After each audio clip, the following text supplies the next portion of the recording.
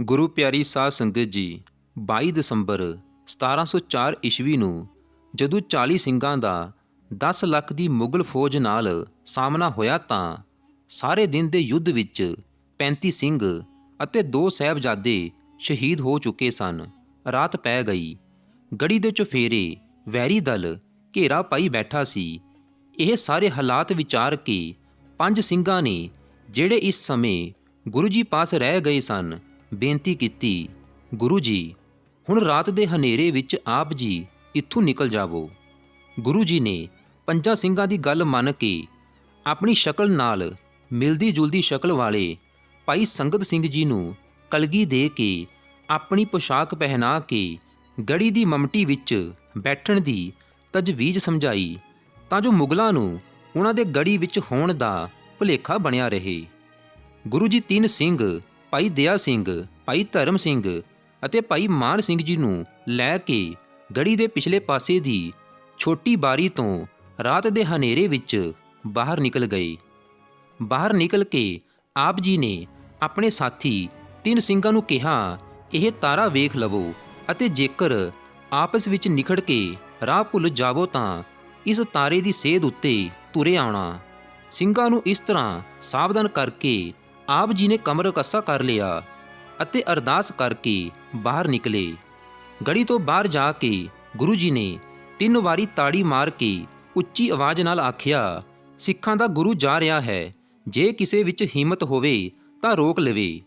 ਆਵਾਜ਼ ਸੁਣ ਕੇ ਰਾਤ ਦੇ ਹਨੇਰੇ ਵਿੱਚ ਜਿਹੜਾ ਵੀ ਤੁਰਕ ਸਾਹਮਣੇ ਹੋਇਆ, ਉਸ ਨੂੰ ਮੌਤ ਦੇ ਘਾਟ ਉਤਾਰ ਕੇ ਆਪ ਜੀ ਅੱਗੇ ਨਿਕਲ ਗਏ। ਇਸੇ ਹੀ ਰੋਲੇ ਰੱਪੇ ਵਿੱਚ ਆਪ ਜੀ ਦੇ ਨਾਲੋਂ 3 ਸਿੰਘ ਵੀ ਵਿਛੜ ਗਏ। ਗੁਰੂ ਗੋਬਿੰਦ ਸਿੰਘ ਜੀ ਮੁਗਲ ਫੌਜਾਂ ਦੇ ਘੇਰੇ ਵਿੱਚੋਂ ਨਿਕਲ ਕੇ ਮਾਛੀਵਾੜੇ ਨੂੰ ਚੱਲ ਪਏ। ਰਾਤ ਹਨੇਰੀ ਸੀ, ਰਾਹ ਦਿਖਾਈ ਨਹੀਂ ਸੀ ਦਿੰਦਾ ਤੇ ਹਰ ਪਾਸੇ ਕੰਡਿਆਲੀਆਂ ਝਾੜੀਆਂ ਵੀ ਸਨ। ਸਾਰਾ ਇਲਾਕਾ ਵੀ ਮੁਸਲਮਾਨਾਂ ਦੀ ਜਗੀਰ ਸੀ। ਇਸ ਇਲਾਕੇ ਦੇ ਪਿੰਡਾਂ ਵਿੱਚੋਂ ਲੰਘਣਾ ਵੀ ਖਤਰੇ ਤੋਂ ਖਾਲੀ ਨਹੀਂ ਸੀ, ਕਿਉਂਕਿ ਗੁਰੂ ਜੀ ਨੂੰ ਫੜਨ ਲਈ ਮੁਗਲ ਸਿਪਾਹੀ ਹਰ ਥਾਂ ਘੁੰਮ ਰਹੇ ਸਨ। ਸਵੇਰ ਹੁੰਦਿਆਂ ਗੁਰੂ ਜੀ ਕੀੜੀ ਪਿੰਡ ਕੋਲ ਪਹੁੰਚੇ। ਉੱਥੇ ਅਲਫੂ ਤੇ ਗਾਮੂ ਨਾਂ ਦੇ 2 ਗੁੱਜਰਾਂ ਨੇ ਪਛਾਣ ਲਿਆ ਤੇ ਫੜਾਉਣ ਲਈ ਸ਼ੋਰ ਮਚਾਉਣਾ ਸ਼ੁਰੂ ਕਰ ਦਿੱਤਾ। ਗੁਰੂ ਜੀ ਨੇ ਉਹਨਾਂ ਨੂੰ ਇਸ਼ਾਰੇ ਨਾਲ ਚੁੱਪ ਰਹਿਣ ਲਈ ਕਿਹਾ, ਪਰ ਉਹ ਨਾ ਟਲੇ। ਗੁਰੂ ਜੀ ਨੇ ਦੋਹਾਂ ਨੂੰ ਝਟਕਾ ਦਿੱਤਾ। ਗੁਰੂ ਜੀ ਰਾਤ ਭਰ ਚਲਦੇ ਹੀ ਗਏ, ਜਦੋਂ ਤੱਕ ਆਪ ਜੀ ਨੂੰ ਮਾਛੀਵਾੜਾ ਪਿੰਡ ਵਿਖਾਈ ਨਹੀਂ ਦਿੱਤਾ। ਹੁਣ ਆਪ ਜੀ ਵੈਰੀ ਫੌਜ ਵੱਲੋਂ ਦੂਰ ਪਿੰਡ ਦੇ ਬਾਹਰ ਇੱਕ ਬਗੀਚੇ ਵਿੱਚ ਸੀ। ਇਹ ਬਾਗ ਗੁਲਾਬੇ ਮਸੰਦ ਦਾ ਸੀ। ਇਸ ਬਾਗ ਵਿੱਚ ਇੱਕ ਰਹਿਟ ਵਾਲਾ ਖੂਹ ਸੀ, ਜਿਸ ਨੂੰ ਅੰਮ੍ਰਿਤ ਵੇਲੇ ਵਿੱਚ ਬਗੀਚੇ ਦਾ ਮਾਲੀ ਚਲਾ ਰਿਹਾ ਸੀ। ਗੁਰੂ ਜੀ ਨੇ ਖੂਹ ਤੋਂ ਇੱਕ ਟਿੰਡ ਖੋਲ੍ਹ ਕੇ ਜਲ ਛਕਿਆ ਅਤੇ ਸਿਰਹਾਣੇ ਹੇਠਾਂ ਟਿੰਡ ਰੱਖ ਕੇ ਉੱਪਰ ਕਮਰ ਕੱਸੇ ਵਾਲਾ ਕੱਪੜਾ ਤਾਣ ਕੇ ਪੋਹ ਦੀ ਕੜਕਦੀ ਸਰਦੀ ਵਿੱਚ ਆਪਣੀ ਮੌਜ ਵਿੱਚ ਬਰਾਜ ਗਏ। ਉਸ ਮਾਲੀ ਨੇ ਗੁਰੂ ਜੀ ਨੂੰ ਪਹਿਚਾਣ ਲਿਆ। ਮਾਲੀ ਆਪਣੇ ਸੁਆਮੀ ਗੁਲਾਬੇ ਮਸੰਦ ਨੂੰ ਸੂਚਿਤ ਕਰਨ ਲਈ ਚਲਾ ਗਿਆ ਕਿ ਤੁਹਾਡੇ ਬਗੀਚੇ ਵਿੱਚ ਸ੍ਰੀ ਗੁਰੂ ਗੋਬਿੰਦ ਸਿੰਘ ਜੀ ਪਧਾਰੇ ਹਨ। ਇੰਨੇ ਵਿੱਚ ਵਿਛੜੇ ਹੋਏ ਸਿੰਘ ਵੀ ਗੁਰੂ ਜੀ ਦੀ ਖੋਜ ਕਰਦੇ ਹੋਏ ਉੱਥੇ ਪਹੁੰਚ ਗਏ। ਗੁਲਾਬਾ ਮਸੰਦ ਸੂਚਨਾ ਪਾਉਂਦੇ ਹੀ ਗੁਰੂ ਜੀ ਕੋਲ ਮੌਜੂਦ ਹੋਇਆ। ਉਹ ਸਾਰਿਆਂ ਨੂੰ ਆਪਣੇ ਘਰ ਲੈ ਗਿਆ ਅਤੇ ਗੁਰੂ ਦੇਵ ਜੀ ਦਾ ਸ਼ਾਨਦਾਰ ਸਵਾਗਤ ਕੀਤਾ। ਪਰ ਮੁਗਲ ਪ੍ਰਸ਼ਾਸਨ ਵੱਲੋਂ ਭੈਭੀਤ ਵੀ ਹੋ ਰਿਹਾ ਸੀ ਕਿ ਮੁਗਲਾਂ ਨੂੰ ਭਨਕ ਨਹੀਂ ਮਿਲ ਜਾਵੇ ਕਿ ਗੁਰੂ ਦੇਵ ਜੀ ਮੇਰੇ ਕੋਲ ਪਧਾਰੇ ਹਨ।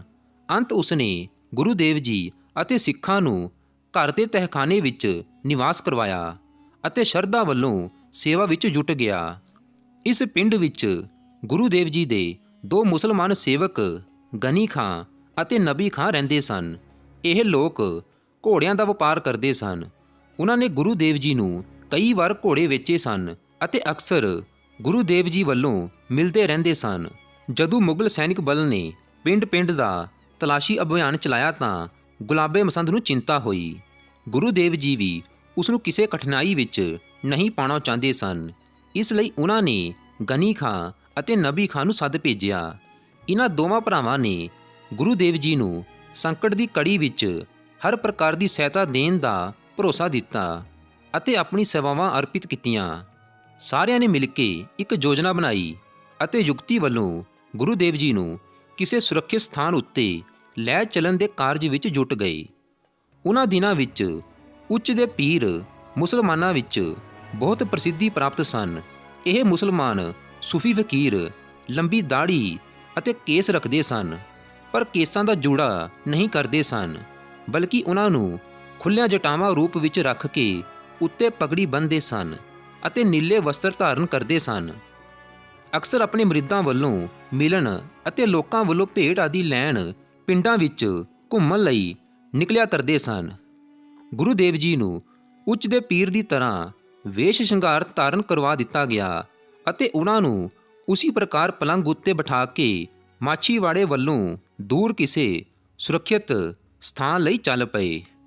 ਗੁਰੂ ਦੇਵ ਜੀ ਦੇ ਪਲੰਘ ਦੇ ਅੱਗੇ ਵੱਲੋਂ ਗਨੀ ਖਾਂ ਅਤੇ ਨਬੀ ਖਾਂ ਨੇ ਚੁੱਕਿਆ ਅਤੇ ਪਿੱਛੇ ਵੱਲੋਂ ਭਾਈ ਧਰਮ ਸਿੰਘ ਅਤੇ ਮਾਨ ਸਿੰਘ ਜੀ ਨੇ ਚੁੱਕ ਲਿਆ ਅਤੇ ਭਾਈ ਦਇਆ ਸਿੰਘ ਨੂੰ ਹੱਥ ਵਿੱਚ ਮੋਰ ਪੰਖ ਦਾ ਚਵਰ ਥਮਾ ਦਿੱਤਾ ਗਿਆ, ਜੋ ਉਹ ਗੁਰੂ ਦੇਵ ਜੀ ਦੇ ਉੱਤੇ ਝੁਲਾਉਣ ਲੱਗਾ। ਇੰਜ ਗੁਰੂ ਜੀ ਉੱਚ ਦੇ ਪੀਰ ਬਣ ਕੇ ਮਾਛੀਵਾੜੇ ਤੋਂ ਚੱਲ ਪਏ। ਰਸਤੇ ਵਿੱਚ ਲੋਕਾਂ ਨੂੰ ਇਹੀ ਦੱਸਦੇ ਗਏ ਕਿ ਪਲੰਘ ਉੱਤੇ ਉੱਚ ਦੇ ਪੀਰ ਬਿਰਾਜਮਾਨ ਹਨ। ਮਾਛੀਵਾੜੇ ਤੋਂ ਚੱਲ ਕੇ 12 ਕੁ ਮੀਲਾਂ ਦੀ ਵਿੱਥ 'ਤੇ ਘੁੰਗਰਾਲੀ ਪਹੁੰਚੇ, ਰਾਤ ਵਿਸ਼ਰਾਮ ਕੀਤਾ ਤੇ ਅਗਲੇ ਦਿਨ ਇੱਥੋਂ 13 ਕੁ ਮੀਲਾਂ ਦੀ ਵਿੱਥ 'ਤੇ ਪਿੰਡ ਲੱਲ ਪਹੁੰਚੇ। ਇੱਥੇ ਪਿੰਡ ਬਾਹਰ ਇੱਕ ਤਲਾਅ ਦੇ ਕੰਢੇ ਬੋੜ ਹੇਠਾਂ ਆਰਾਮ ਕੀਤਾ। ਇੱਥੇ ਮੁਗਲ ਫੌਜ ਨੇ ਰੋਕ ਲਿਆ ਅਤੇ ਇਹ ਜਾਣਨਾ ਚਾਹਿਆ ਕਿ ਉੱਚ ਦੇ ਪੀਰ ਦੇ ਰੂਪ ਵਿੱਚ ਕਿਧਰੇ ਗੁਰੂ ਗੋਬਿੰਦ ਸਿੰਘ ਜੀ ਤਾਂ ਨਹੀਂ ਹਨ। ਗੁਰੂ ਦੇਵ ਜੀ ਵੱਲੋਂ ਅਧਿਕਾਰੀਆਂ ਨੇ ਗੱਲਬਾਤ ਕੀਤੀ, ਜਿਸ ਦਾ ਜਵਾਬ ਗੁਰੂ ਦੇਵ ਜੀ ਨੇ ਫਾਰਸੀ ਭਾਸ਼ਾ ਵਿੱਚ ਦਿੱਤਾ, ਪਰ ਅਧਿਕਾਰੀ ਦੁਵਿਧਾ ਵਿੱਚ ਸਨ। ਇੱਕ ਤਰਫ ਉੱਚ ਦਾ ਪੀਰ, ਦੂਜੇ ਪਾਸੇ ਗੁਰੂ ਜੀ ਦਾ ਬਚ ਕੇ ਨਿਕਲ ਜਾਣਾ ਉਸ ਦੀ ਨੌਕਰੀ ਨੂੰ ਸੰਕਟ ਵਿੱਚ ਪਾ ਸਕਦਾ ਸੀ। ਉਸਨੇ ਪ੍ਰਸਤਾਵ ਰੱਖਿਆ ਕਿ ਤੁਸੀਂ ਸਾਡੇ ਇੱਥੇ ਭੋਜਨ ਕਰੋ। ਜਵਾਬ ਵਿੱਚ ਗੁਰੂ ਦੇਵ ਜੀ ਨੇ ਕਿਹਾ ਕਿ ਮੈਂ ਚਿੱਲਾ ਲਿਆ ਹੋਇਆ ਹੈ, ਅਰਥਾਤ ਮੈਂ ਉਪਵਾਸ ਧਾਰਨ ਕੀਤਾ ਹੋਇਆ ਹੈ, ਪਰ ਮੇਰੇ ਮੁਰੀਦ ਇਹ ਤੁਹਾਡੇ ਨਾਲ ਭੋਜਨ ਕਰਨਗੇ। ਅਜਿਹਾ ਹੀ ਕੀਤਾ ਗਿਆ। ਜਦੋਂ ਭੋਜਨ ਕਰਨ ਲੱਗੇ ਤਾਂ ਭਾਈ ਦਇਆ ਸਿੰਘ ਜੀ ਨੇ ਗੁਰੂ ਆਗਿਆ ਅਨੁਸਾਰ ਆਪਣੀ ਲਘੂ ਕਿਰਪਾਨ ਭੋਜਨ ਪਲਾਓ ਵਿੱਚ ਪਾ ਕੇ ਗੁਰੂ ਮੰਤਰ ਉਚਾਰਨ ਕੀਤਾ। ਤੋਹ ਪ੍ਰਸਾਦ, ਭਰਮ ਦਾ ਨਾਸ਼ ਅਤੇ ਖੁਸ਼ੀ ਨਾਲ ਭੋਜਨ ਕਰ ਲਿਆ। ਚਲਦੇ ਸਮੇਂ ਥਾਲੀ ਵਿੱਚੋਂ ਕੁਝ ਅੰਸ਼ ਰੁਮਾਲ ਵਿੱਚ ਬੰਨ੍ਹ ਲਿਆ।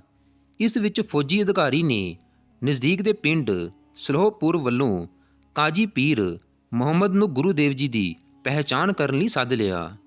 ਇਹ ਕਾਜੀ ਸਾਹਿਬ ਗੁਰੂ ਦੇਵ ਜੀ ਨੂੰ ਬਚਪਨ ਵੱਲੋਂ ਫਾਰਸੀ ਭਾਸ਼ਾ ਦੀ ਪੜ੍ਹਾਈ ਕਰਵਾਉਂਦੇ ਰਹੇ ਸਨ। ਜਦੋਂ ਕਾਜੀ ਸਾਹਿਬ ਨੇ ਗੁਰੂ ਦੇਵ ਜੀ ਨੂੰ ਪਛਾਣਿਆ ਤਾਂ ਉਸਨੇ ਦੋਹਰੇ ਅਰਥਾਂ ਵਾਲੀ ਭਾਸ਼ਾ ਵਿੱਚ ਕਿਹਾ ਕਿ ਹਾਂ, ਮੈਂ ਇਹਨਾਂ ਨੂੰ ਜਾਣਦਾ ਹਾਂ, ਇਹ ਮੇਰੇ ਵੀ ਪੀਰ ਹਨ, ਇਹਨਾਂ ਨੂੰ ਜਾਣ ਦਿਓ। ਇਸ ਪ੍ਰਕਾਰ ਗੁਰੂ ਦੇਵ ਜੀ ਕਠਿਨ ਪਰਿਸਥਿਤੀਆਂ ਵੱਲੋਂ ਸਹਿਜ ਹੀ ਨਿਕਲ ਗਏ। ਉਸ ਤੋਂ ਬਾਅਦ ਗੁਰੂ ਜੀ ਲੱਲ ਤੋਂ ਚੱਲ ਕੇ ਪਿੰਡ ਕਟਾਣੇ ਪਹੁੰਚੇ। ਇੱਥੇ ਗੁਰਦੁਆਰਾ ਕਟਾਣਾ ਸਾਹਿਬ ਹੈ। ਫਿਰ ਕਨੇਜ ਦੇ ਰਸਤੇ ਆਲਮਗੀਰ ਪਹੁੰਚੇ। ਆਲਮਗੀਰ ਪਿੰਡ ਦੇ ਨੋਦਾ ਸਿੰਘ ਨੇ ਆਪ ਜੀ ਨੂੰ ਇੱਕ ਘੋੜਾ ਭੇਟ ਕੀਤਾ। ਆਪ ਜੀ ਨੇ ਪਾਲਕੀ ਤਿਆਗ ਦਿੱਤੀ ਤੇ ਅੱਗੇ ਲਈ ਘੋੜੇ ਦੀ ਸਵਾਰੀ ਕੀਤੀ। ਪਿੰਡ ਤੋਂ 1 ਕਿਲੋਮੀਟਰ ਬਾਹਰ ਆਪ ਦੇ ਠਹਿਰਨ ਦਾ ਅਸਥਾਨ ਸੀ, ਜਿੱਥੇ ਹੁਣ ਮੰਜੀ ਸਾਹਿਬ ਆਲਮਗੀਰ ਨਾਮ ਦਾ ਆਲੀਸ਼ਾਨ ਗੁਰਦੁਆਰਾ ਸ਼ੋਭ ਰਿਹਾ ਹੈ। ਆਲਮਗੀਰ ਤੋਂ ਪਿੰਡ ਹੇਹਰ ਆਏ।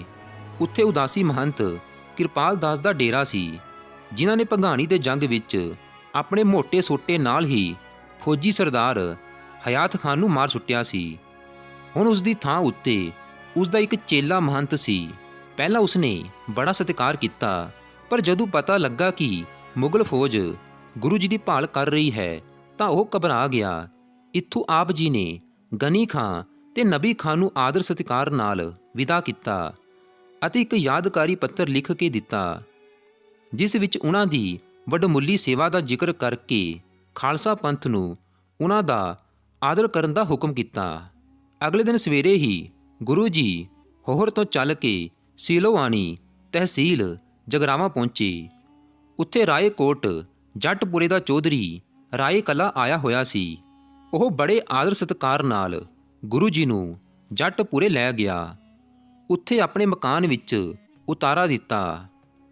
ਗੁਰੂ ਜੀ ਦੀਆਂ ਮੁਸੀਬਤਾਂ ਅਤੇ ਕਸ਼ਟਾਂ ਦਾ ਹਾਲ ਸੁਣ ਕੇ ਰਾਏ ਕਲਾ ਤਿਪ-ਤਿਪ ਅੱਥਰੂ ਕੇਰਨ ਲੱਗ ਪਿਆ ਅਤੇ ਜ਼ਾਲਮਾਂ ਨੂੰ ਬਦਸੀਸਾਂ ਦੇਣ ਤੇ ਲਾਹਨਤਾਂ ਪਾਉਣ ਲੱਗ ਪਿਆ। ਉਸਨੇ ਬੇਨਤੀ ਕੀਤੀ ਕਿ ਮੈਂ ਹਰ ਪ੍ਰਕਾਰ ਦੀ ਸੇਵਾ ਲਈ ਹਾਜ਼ਰ ਹਾਂ, ਕੋਈ ਸੇਵਾ ਬਖਸ਼ੋ। ਗੁਰੂ ਜੀ ਨੇ ਰਾਏ ਕਲਾ ਨੂੰ ਕਿਹਾ ਕਿ ਕਿਸੇ ਸਿਆਣੇ ਆਦਮੀ ਨੂੰ ਸਰਹੰਦ ਭੇਜੋ ਜੋ ਪਤਾ ਲਿਆਵੇ ਕਿ ਸਰਸਾ ਪਾਰ ਕਰਨ ਸਮੇਂ ਵਿਛੜੇ ਵਿਹੀਰ ਵਿੱਚ ਕੋਈ ਪਕੜਿਆ ਤਾਂ ਨਹੀਂ ਗਿਆ। ਚੌਧਰੀ ਨੇ ਮਾਹੀ ਨਾਮ ਦੇ ਇੱਕ ਆਦਮੀ ਨੂੰ ਸਰਹੰਦ ਭੇਜਿਆ।